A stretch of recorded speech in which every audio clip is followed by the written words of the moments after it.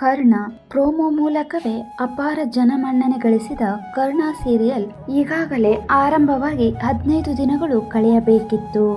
ಆದರೆ ಕೆಲವು ಅಡೆತಡೆಗಳಿಂದ ಕರ್ಣ ಸೀರಿಯಲ್ ಮುಂದೂಡಲಾಗಿತ್ತು. ಈಗ ಮತ್ತೆ ಈ ಕರ್ಣ ಸೀರಿಯಲ್ಗೆ ಗ್ರೀನ್ ಸಿಗ್ನಲ್ ಸಿಕ್ಕಿದೆ.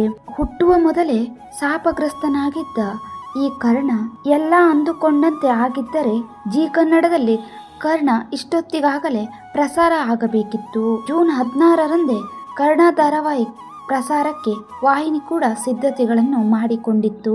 ದಿಢೀರನೆ ಈ ಧಾರಾವಾಹಿ ಪ್ರಸಾರವನ್ನು ಸ್ಥಗಿತಗೊಳಿಸಲಾಗಿತ್ತು.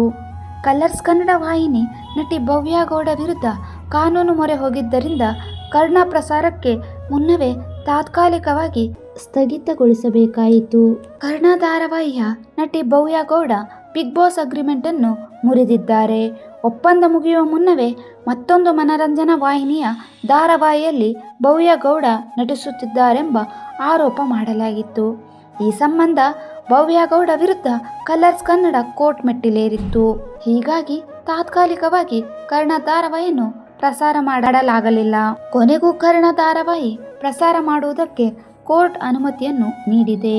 ಹುಟ್ಟುವ ಮೊದಲೇ ಶಾಪಗ್ರಸ್ತನಾದ ಈ ಕರ್ಣ ಈಗ ಶಾಪಮುಕ್ತನಾಗಿದ್ದಾನೆ. ತನ್ನ ಮುಂದೆ ಇದ್ದ ಎಲ್ಲ ಅಡೆತಡೆಗಳನ್ನು ಎದುರಿಸಿ ಕೊಟ್ಟ ಮಾತಿಗೆ ತಪ್ಪದೆ ವೀಕ್ಷಕರನ್ನು ಮನರಂಜಿಸಲು ಸಜ್ಜಾಗಿದ್ದಾನೆ.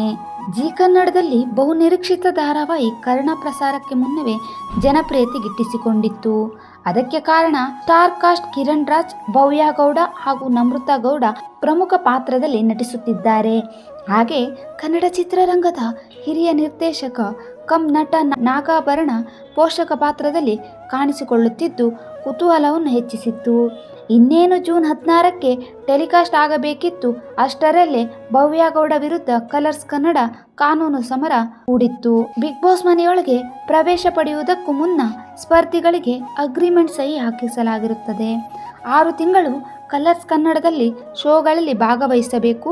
ಜೊತೆಗೆ ಬೇರೆ ಮನರಂಜನಾ ವಾಹಿನಿಯ ಯಾವುದೇ ಶೋ ಧಾರಾವಾಹಿಯಲ್ಲಿ ಕಾಣಿಸಿಕೊಳ್ಳುವಂತಿಲ್ಲ ಅಗ್ರಿಮೆಂಟ್ ಇರುತ್ತದೆ.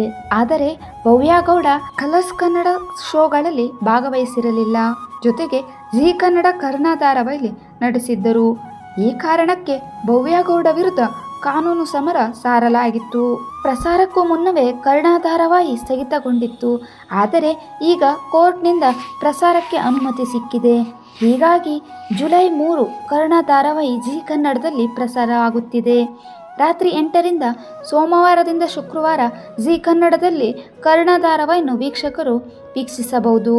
ಕರ್ಣ ಧಾರಾವಾಹಿ ಪ್ರಸಾರ ತಾತ್ಕಾಲಿಕವಾಗಿ ಸ್ಥಗಿತಗೊಳ್ಳುತ್ತಿದ್ದಂತೆ ಪ್ರಮುಖ ತಾರೆಯರು ಕ್ಷಮೆ ಕೋರಿದ್ದರು. ನಾಯಕ ಕಿರಣ್ ರಾಜ್ ಹಾಗೂ ನಮ್ರತಾ ಗೌಡ ವೀಕ್ಷಕರಲ್ಲಿ ಕ್ಷಮೆ ಯಾಚಿಸಿದ್ದರು. ಕೊನೆಗೂ ತನ್ನ ಕಾನೂನು ಸಮಸ್ಯೆಗಳನ್ನು ಸರಿಪಡಿಸಿಕೊಂಡು ವೀಕ್ಷಕರ ಮುಂದೆ ಕರ್ಣ ಹಾಜರಾಗುತ್ತಿರುವುದು ಖುಷಿಯ ಸಂಗತಿ. ಈ ಸೀರಿಯಲ್ ಯಾವ ರೀತಿಯ ಜನಮನ್ನಣೆ ಪಡೆಯುತ್ತದೆ ಎಂದು ಕಾದು ನೋಡಬೇಕಿದೆ.